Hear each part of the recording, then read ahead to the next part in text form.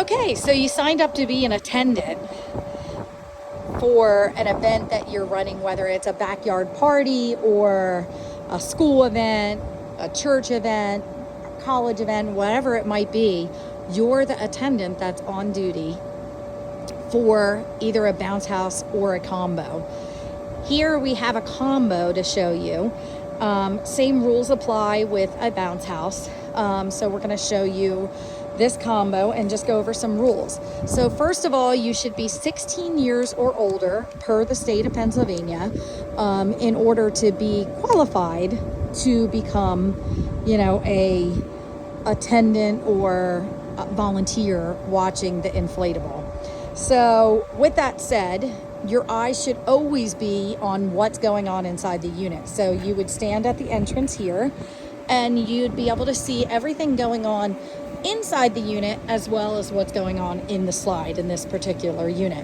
So you're going to have two lines lining up, grouped by size and weight.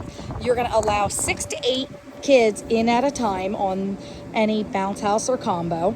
You're going to keep an eye on the weather of what's going on around you to make sure that if there's any thunder and lightning storms, any bad weather coming in with heavy winds, you are going to shut down on the back of the blower, which we'll walk around. I'll show you where that is.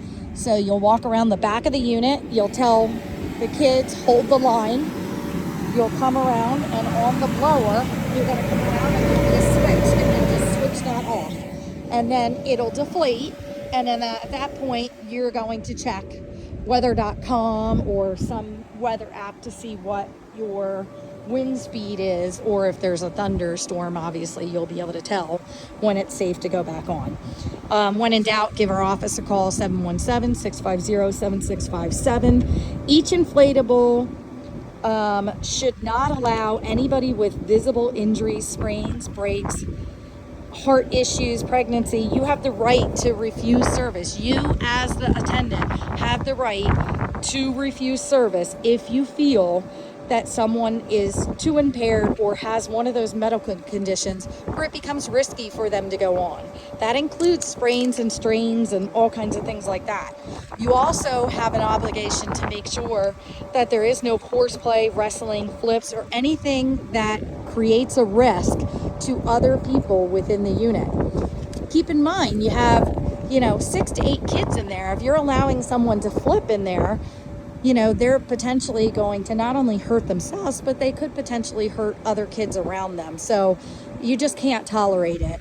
And you don't have to be mean about it. You just need to, call that kid over and say, hey, little boy in the blue shirt, come here for a sec, and then it's like, hey, we're not allowed. Remember, before you got in, I told you the rules, and one of the rules was no flipping. So I need you to make sure that you listen and don't do any more flips in the unit. Otherwise, I'm going to have to, have you come out, and I want you to be able to play and have fun.